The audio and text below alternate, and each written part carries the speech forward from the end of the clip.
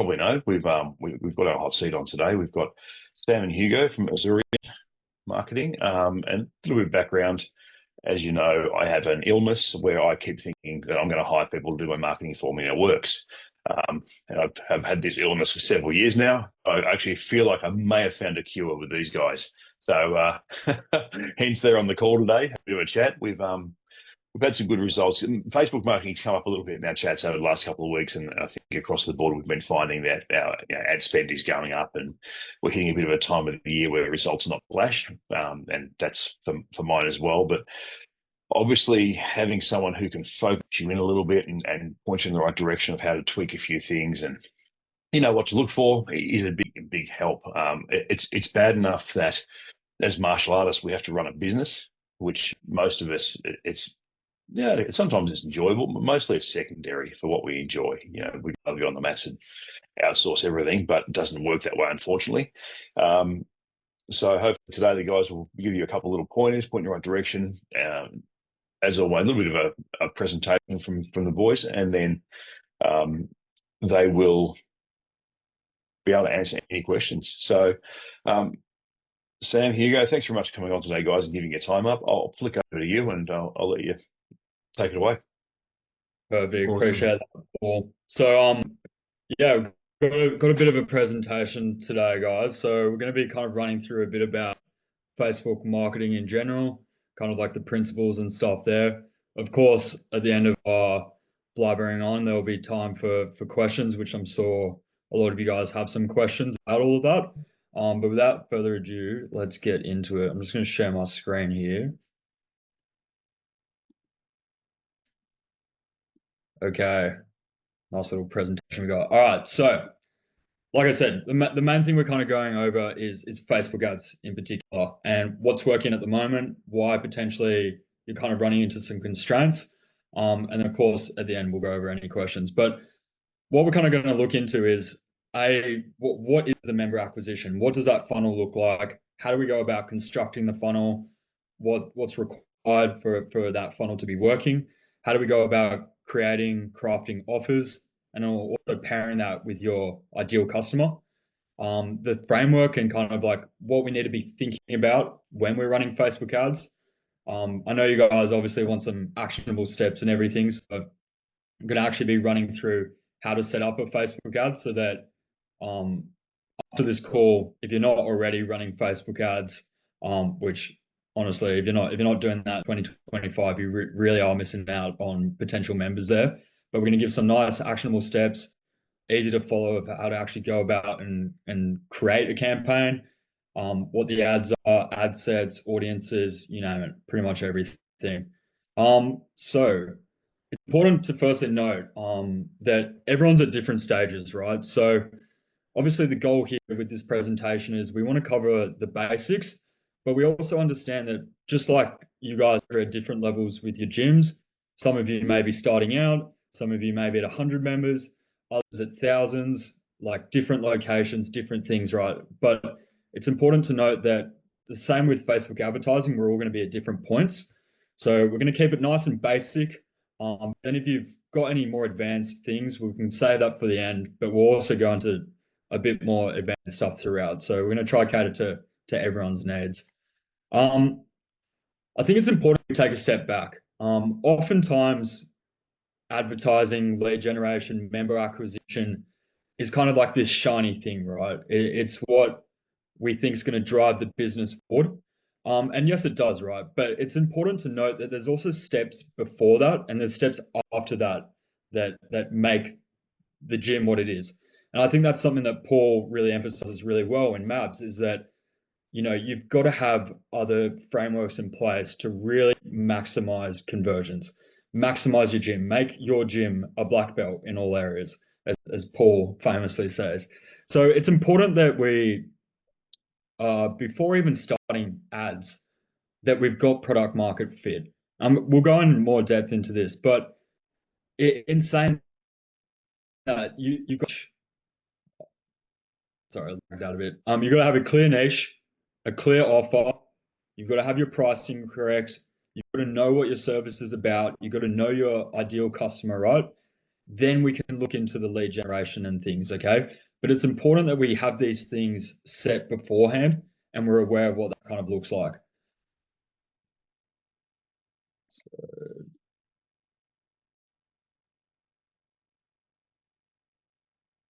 Okay, looks like jumped ahead. Okay, so in saying that, what's the offer? Well, it's important that with any advertising, we're advertising something, right? Like the same way you're not just going to be posting a picture out to, Facebook and stuff, spending hundreds of dollars a day if we don't have a clear offer. So what is our call to action all about? Well, it's important that the success of your Facebook kind of hinges on having a good offer and pairing it with the right audience. So this way is we're actually kind of ensuring we're seeing a bit of return on investment there. So some example offers to kind of get you thinking about some stuff that we're seeing that works really well is very simple stuff. Running free trials. So that could look like a free trial class, a couple days free, a week free, whatever it is. We've also got paid offers, right? So for example, 5 classes for $50. Other things that, such as tours of the school, tours of the gym. We've got things such as paid offers that roll into automatic rebilling at the end of the month. So for example, you could have $60 for 2 weeks. After that 2 weeks, they're kind of automatically getting enrolled into billing.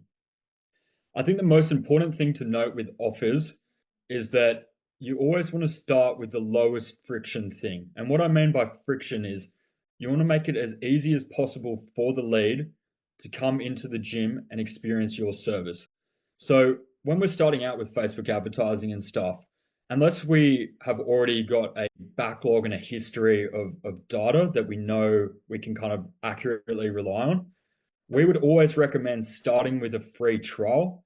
Now, I understand a lot of people are apprehensive in doing free trials or things that are kind of low barrier to entry, but it's important that we're adding friction based off the problems that we're encountering. So if we're encountering lead quality and stuff, then we look to add in paid offers and stuff like that. But always starting with the lowest barrier to entry thing, from our experience, is the best bet to start with. So if you're kind of brand new to Facebook advertising here and you're kind of thinking, well, shit, what offer should I run?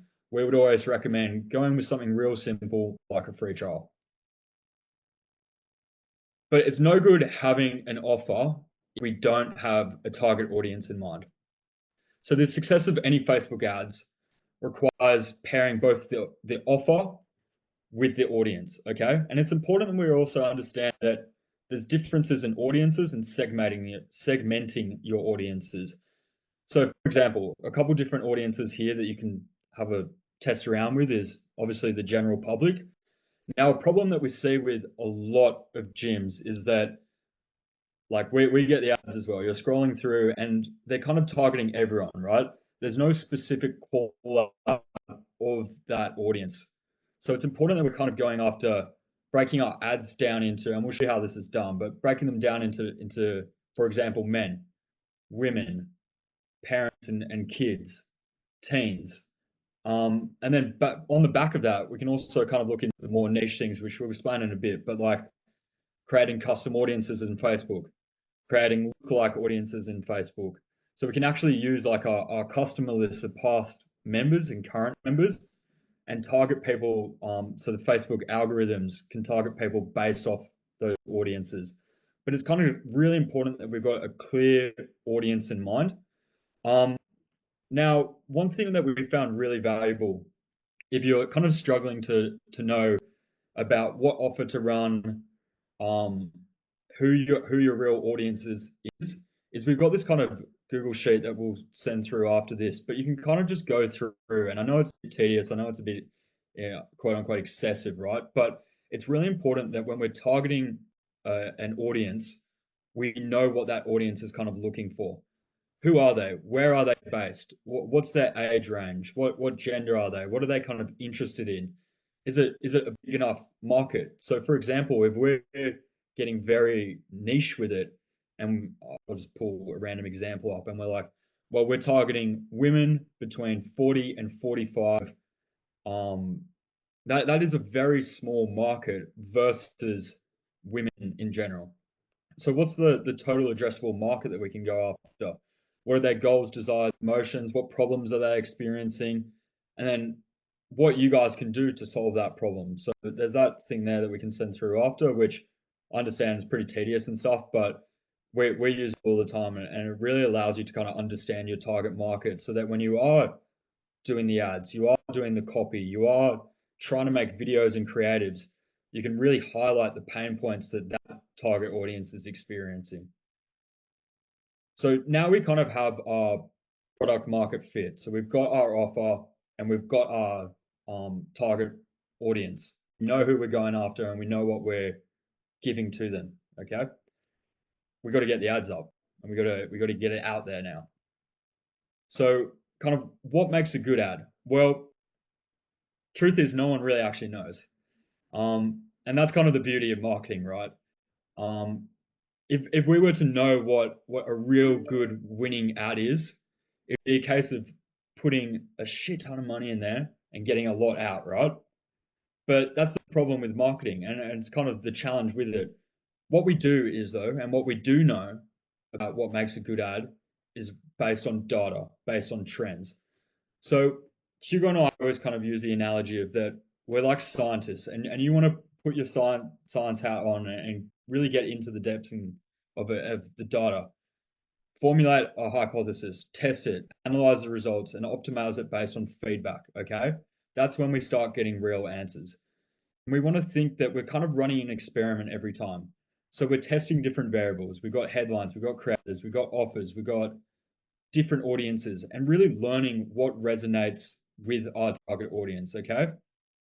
So, no, we may not have the perfect ad as such, but acting with a clear strategy, which we'll explain in a bit what that looks like, and being really disciplined with executing it, well, we can get pretty damn close to it. Okay. But let's be honest, that was a pretty boring answer. And we know you guys kind of came here for some actionable results that we can implement right away. So we've kind of done the hard work for you guys in some aspects, and we've got the data there that we know what works off the bat. So we're going to go through and give kind of examples of everything there. Awesome. So I know Sam gave you the very boring answer, but the truth is, whilst you can never know the exact ad that's going to work for you and it's going to get you a ton of members, luckily we have spent hundreds of thousands of dollars on just targeting for martial arts. So we do have a pretty good idea, and we're going to go through that process of, well, the things that we've found work really well for us, but also how you can find it for yourself so it's specific in your market. So there's a few things that fundamentals we need to go over quickly. So there's a bunch of different things, but everyone has their own rules when it comes to their ad structure. And trust me, there are a million and one different ways of going about this. And just from the start, this is what's really worked for us. And the reason for that is it's consistent, it's not over the top, and it's just kind of basic enough for anyone to follow. But one thing, a rule that I don't actually think we have in here, which should be the number one rule, is consistency and commitment. Like, you need to be on top of this pretty well every day. Whether you're making changes or not, it comes to tracking and seeing the trend. So the other rule number one is only measuring one thing at a time. So as you know, there are so many different things you can test on Facebook, and it's honestly pretty overwhelming.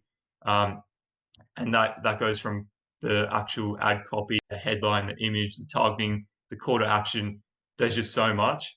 And the problem is, when we go back to the thing of being scientific with it, if you make 3 changes or you're testing 3 things at once, that's great. You might end up finding that something's winning. You might be testing a new ad that's testing 3 different things. Problem is, when you want to replicate that over and do that same testing for the other ads, you don't actually know what's worked, because you've tested a new offer with a different creative, with a different copy, but what's the thing that actually got people interested? So the rule of thumb is, this is what you kind of want to test in order. So it goes the offer, the creatives than the copy.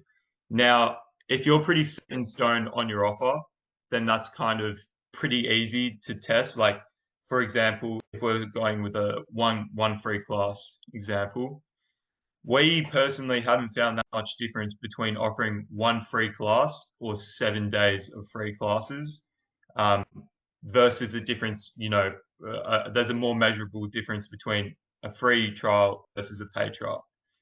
So the offer is something that you can kind of set in stone and just commit to one offer for at least 3 to 4 weeks, and then worry about testing the other things. So the biggest thing that will really change the effect after the offer of the ads is the creatives. And we're going to walk you through a structure that makes it really bloody easy to test these creatives. But just understand that you don't need to overcomplicate it by thinking the copy matters so much, because it honestly, compared to the creatives, it really doesn't. And we're going to show you some of these creatives that have really worked out for us and the studios we've worked with. Now, rule number 3, you want to backtrack from the furthest measurable metric. So we never want to judge performance on just one result. So this comes back to sample size. Like, if you've tested something for 3 days, it's spent $30 or it's spent $20 and you haven't got a lead, you need to take the emotion out of it and be scientific with it. So what we say is you want to wait for the ad to spend 2 times the target cost per lead before judging the performance. So obviously, if your target cost per lead in this case, for example, is $50, you want to wait at least till it spends $100 before you cut it, or you scale it, or you duplicate it and make variations of it. Now, rule number 4, primary KPI targets. This is, I got to say, this is one of the things that does my head in when it comes to people trying to teach Facebook ads. And it's more so for local markets like yourselves. To be completely honest, and I think, Sam, you can back me on this, we don't look at all of these metrics so much, because the most important metric and the most key metric is the cost per lead. And then beyond that is obviously how much does it cost us to acquire a member from the ads, which is obviously the most important. But when it comes to being in the ads manager, honestly, as long as you're in KPI of cost per lead, you don't need to look too far into it. However, it can be useful as you advance on. But the reason I say that is you don't want to overcomplicate it if you're just trying to get the basics down. But this is something you can definitely refer back to, having a look at these strong, average, poor KPIs. One thing I'd mention as well, if we're talking about cost per lead, a really strong cost per lead is like $8 to $15. Average is about $15 to $25, and poor is over $25. However, this is relative to the amount you're spending on ads. Okay, so if you're spending $1,000 per month on ads, then yeah, you should definitely be optimizing to try and get that strong KPI of $8 to $15. But if you're spending $10,000 a month on ads, unfortunately, you're just not going to hit that range. So it's not really applicable. But I would say this table here, these metrics are suited for about $30 to $50 per day ad spend. I hope that makes sense. I think it's also important to jump in there and just really reiterate the importance of, yeah, these are KPIs, but please just take them with a grain of salt. Really, you're only going to know your key performance indicators after spending money and getting the data yourselves, because these metrics really do vary school to school. There's a million variables that come into play. The demographic of your audience, where you're located, how much competition is around you, what is the perceived value of your gym? Like, if a lead's coming in, have you got a good website? Have you got a good social media presence? There's so many different variables that come into play that they kind of skew these results. That's why it's so hard for us to kind of give a metric to kind of aim for. Obviously, we've kind of put together on average what we think are good metrics here. But again, it really just boils down to the other variables that come into play. which I think is just so important to note. So don't necessarily measure your success comparative to another school or another gym. Measure it based on yourself, and are you kind of staying within what you perceive as your KPIs and stuff. Yeah, 100%. Rule number 5, do not trust Facebook. They're just trying to grab your money and run. If any of you, and I'm sure a lot of you have been through creating your own campaigns in Ads Manager, they are sneaky. They will turn on every little setting that they want you to turn on and make it really hard for you to turn off, or just not make it obvious. So, yeah, a rule of thumb is when it comes to Facebook wanting to test their own things or optimize things for you, if you're again consistent with the strategy that we're going to show you, then really you don't want to do that, because they're probably just going to blow some of your money on things that just aren't necessary. And it's funny because you'll always see, with like when we're setting up a campaign, we always see this little warning, Facebook telling us, warning, this may not get any leads. And to be honest, it always get leads, so don't trust it. And then a couple of other little things. So if current cost per lead spikes, you still want to observe until it spends 2x in spend. And going back on what Sam just said there, use historical average as a benchmark. So even though we gave you those KPIs, if you've already got a fair bit of data, then use those as your benchmark. It doesn't mean that what we said before applies to every single market, because it doesn't. So use your own historical average. Okay, and something down here, so change management protocol. When it comes to these metrics, so if we're changing the budget, the creative, the targeting, the settings, this is super important. So especially with the creative, if we're wanting to change up an ad or something of that nature and change the creative, you don't want to change it in the live ad. You want to duplicate it and test it on a clean ad set. And what I mean when I say the ad set, I'll get into that in just a second. And targeting, again, these are things that if we're doing it in a scientific way, if you've got a winning ad, but you want to test one different thing to see if that wins more, then you would duplicate that ad and then test something else. So test a new creative with a variation. But I hope this will make a bit more sense when we come down a bit. Okay, so now we're going to get into actually setting up an effective Facebook ad campaign. So this is a structure we use. It really works for us. Falling back into the thing of tracking quite consistently. And one thing I want to mention, so leads, manual lead campaign, not tailored leads. Okay, audiences. If we go down there, Sam, so do you want to touch on the different audiences? Because I think we got a bit of a question on this as well. Yeah, sorry, I'm sharing my screen, so I can't see. Yeah, so thoughts on 2 small custom audiences, are they worthwhile? Okay, yeah, so let's do a little quick deep dive into this. So obviously earlier we were kind of discussing about the importance of niching down. So for example, not always going after just the general public. So we want men, women, kids, teens. Okay, those are the 4 audiences that we've found the best, and should be applicable to almost all of you, if you are offering kids, teens, adult classes. Off the back of that though, and this is a bit more quote unquote advanced. So don't worry if this doesn't necessarily make sense or you're just starting out with Facebook ads. I wouldn't worry with this stuff. But if you guys are running Facebook ads at the moment and you're wanting to kind of optimize your audiences, these are some stuff you can play around with. So lookalike audiences, what is that? Well, when you create a custom list of audiences, and that custom list could be, there's many different variables. So you could have a custom list of past and current members. So you could just get like a CSV file, export it into Facebook, and create a custom list inside of Facebook. And on the back of that, you can create lookalike audiences. So say we're using that example of the members, right?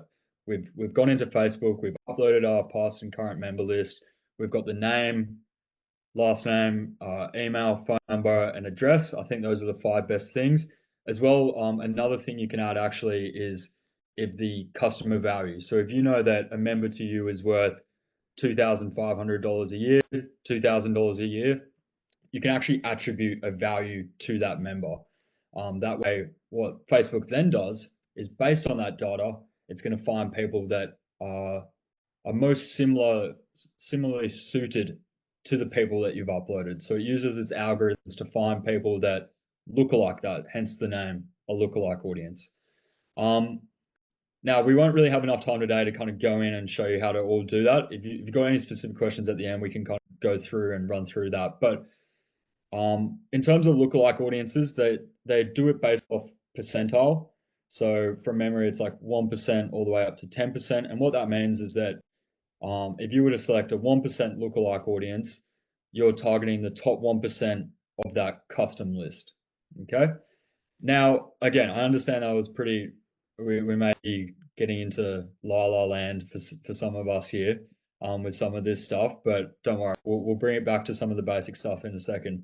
In terms of retargeting using pixels, I know Paul was saying a big question or a big problem at the moment is how to actually go about setting up metapixels and what actually are metapixels. So a metapixel, put simply, is a piece of code that gets attached to a website. So for example, if you've got your martial arts website, you can actually go into the back end in the settings of your website configuration and copy and paste a code from Facebook into there. And what that will do is track all the activity based on the IP, based on a lead's information, and then send that thing back to Facebook. The best way to explain this is probably actually through real use cases, right? Do you ever sometimes feel that when you're scrolling on Facebook, you've just been talking with a friend or a family member, you may have been talking about, I don't know, wanting to buy that black shirt that you've always wanted. And then suddenly out of nowhere, you see that exact black shirt coming up on Facebook. And you always think, God, it's like Facebook are stalking me. It's like they can read my mind. Well, the thing is, to an extent, they can. Through using metapixels and stuff, they've got the ability to track all of your activity. So if you install it correctly, and again, it would take too long to go through it here, but if we got any specific questions, we can revisit it at the end. But you can install that pixel, and then based off that, we can run retargeting ads for people that have visited your website, visited your landing page, even as simple as visiting your Facebook or Instagram page. You can also set up retargeting based on what percent of people have watched your videos, people that have watched 25%, 50%, 100% of your ads. Again, there's hundreds and hundreds of different ways that we can use that retargeting. But in a nutshell, that's what a metapixel is. Long story short, it's just a piece of tracking code that captures events such as viewing a website, viewing a cart, viewing a checkout, viewing a membership request, booking in a class time, for example, and then sends that data back to Facebook, and Facebook algorithms keep optimizing it from there. So that's kind of what those more advanced audiences are there. But keep it nice and simple. You can't go wrong with targeting for kids, targeting for adults, men and women, breaking that down to subsections there, as well as teens. And then on the back of that, you can run stuff like lookalike audiences, custom lists of past members, and implement a metapixel and run some retargeting ads to those people. Yeah. Now, we got a couple other questions, but we'll quickly run through this and then jump into those questions at the end, and we'll tie it back in. But okay, so if we go over to the next slide, which is about ad placements. Now, this comes back to another thing of, well, this is just the way we do it, and it's worked for us, and we're cutting out the things that we know people aren't really going to be viewing our ad on. So for those that don't know already, ad placements is you can select the different platforms you want Meta to actually show the ad on. So what that means is you can select which types of stories. You can select if you want them to be showing on search results, stuff like that.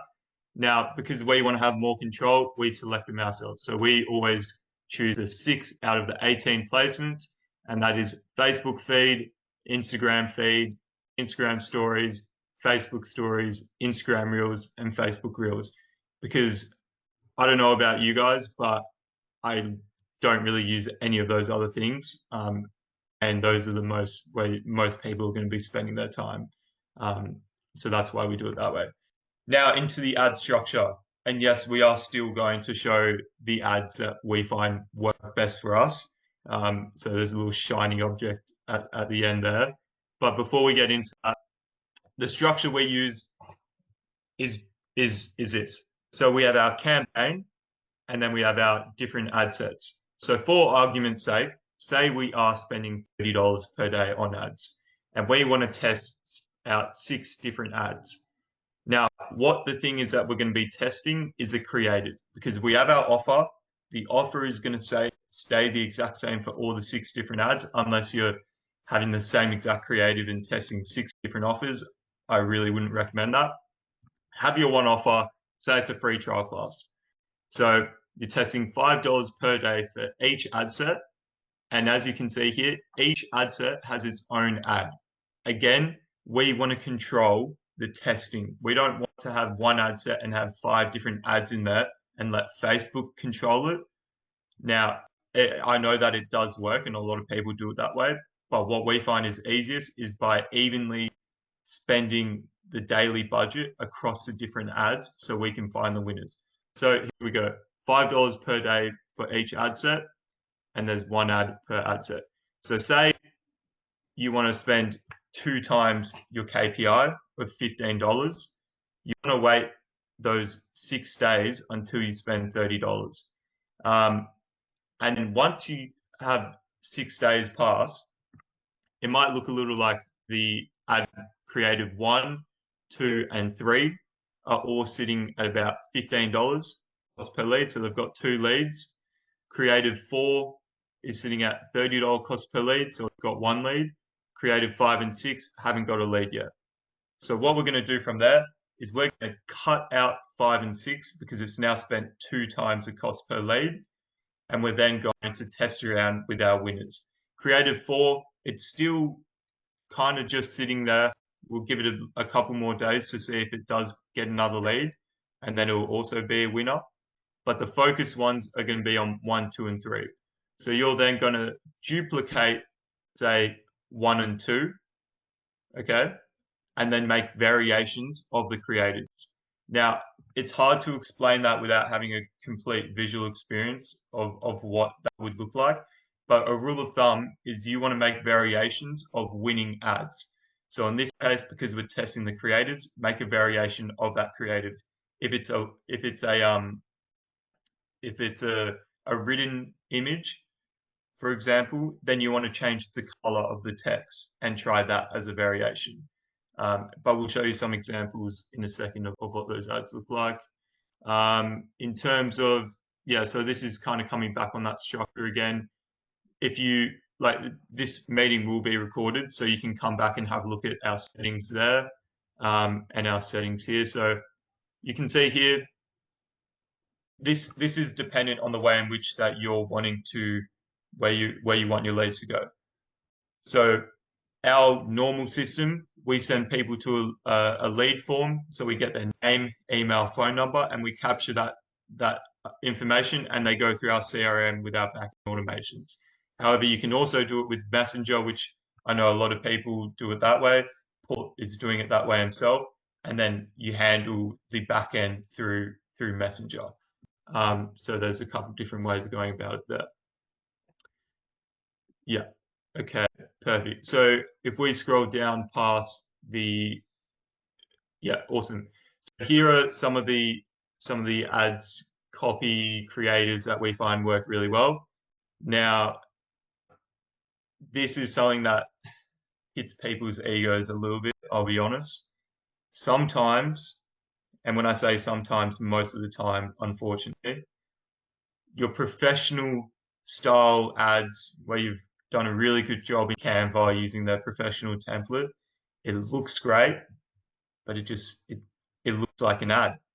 This is how I try and describe it. It's like if you're in your local area, so you're at home, you walk up the street, there's that billboard that's been there for like 10 years.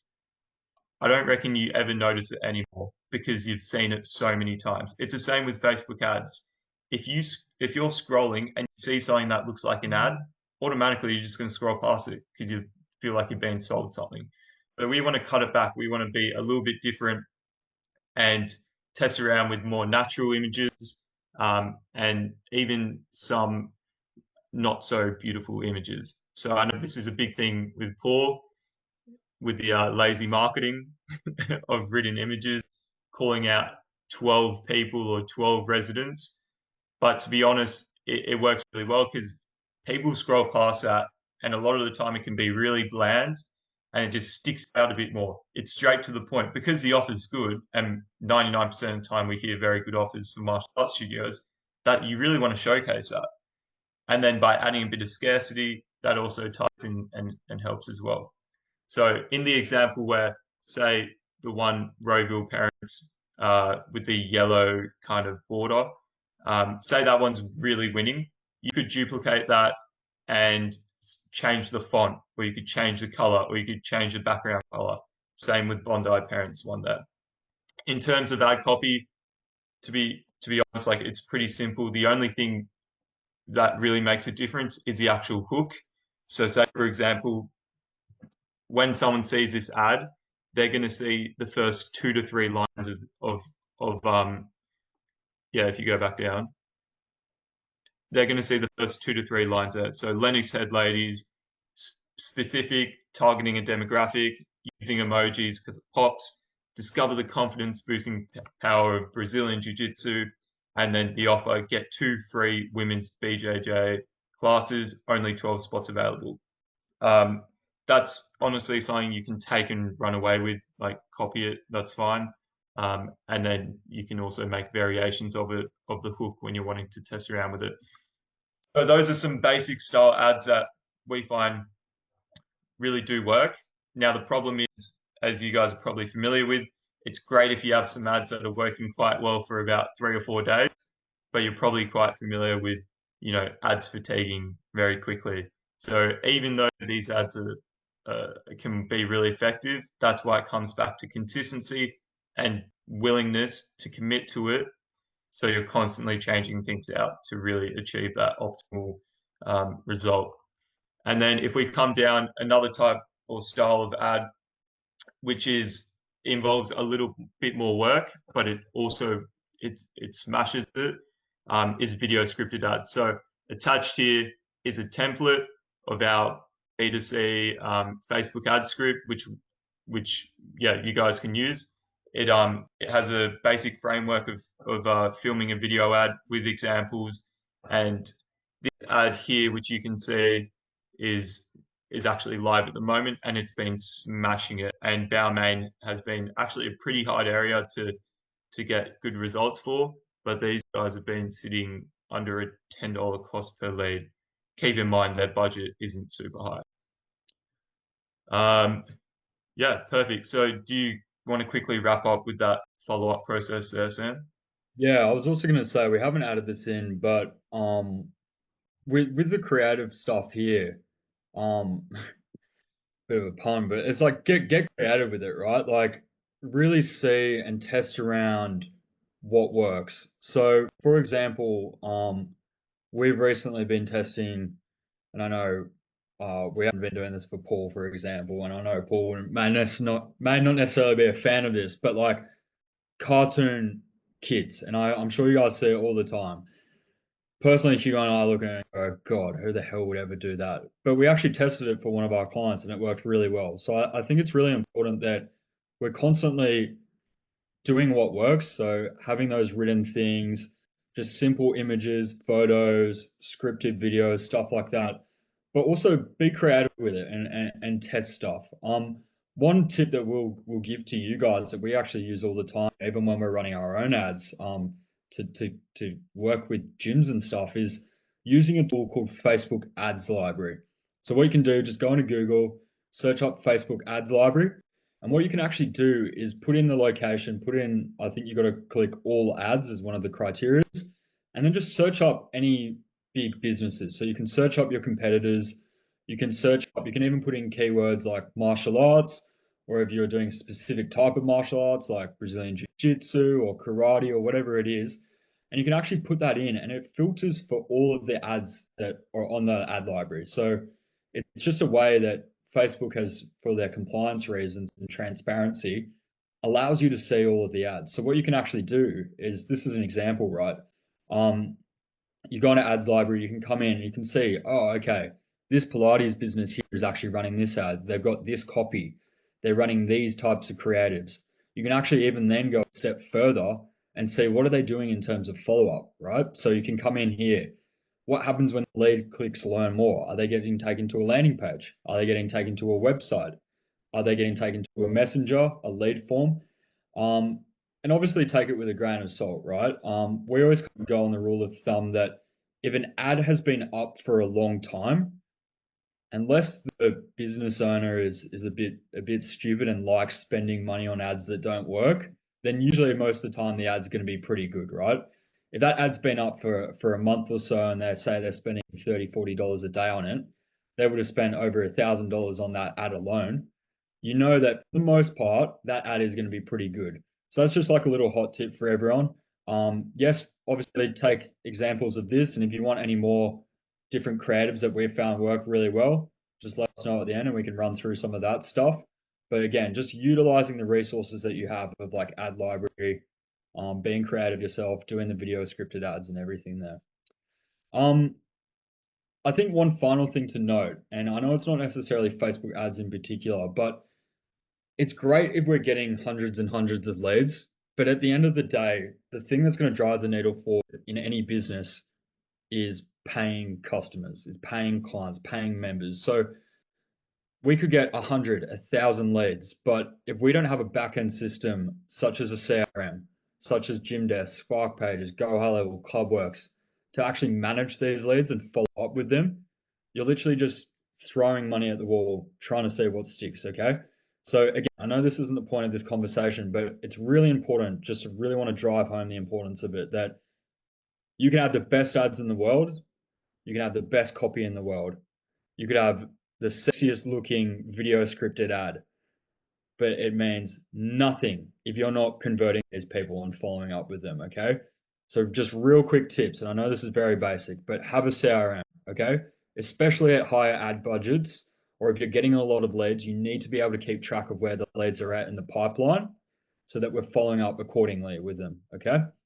We want to have a multi-channel approach. Call the leads within the first 5 minutes, email them, SMS, Messenger, whatever it is, okay? Get in contact with the lead, because you got to think, you've just spent $15, $50, $100 per lead. And if you're not following up with it, you're just wasting money, okay? Have a proper appointment scheduling system and go back onto that stuff we were talking about earlier about performance tracking, okay? One final thing, just a note, is the speed to lead factor. So you want to be calling leads, you want to be contacting leads within 5 minutes. Look at ways to automate this if you don't have a full-time team or if you're busy, okay?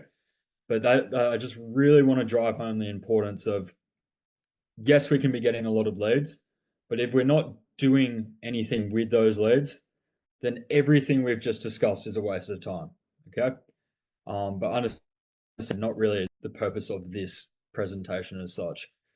Okay, obviously we'll hand over. I can see there's a few questions in the chat, so maybe we'll start with answering those. Appreciate, of course, having us on and kind of going through all of this. Like we said at the start, we wanted to keep this pretty high level, pretty basic.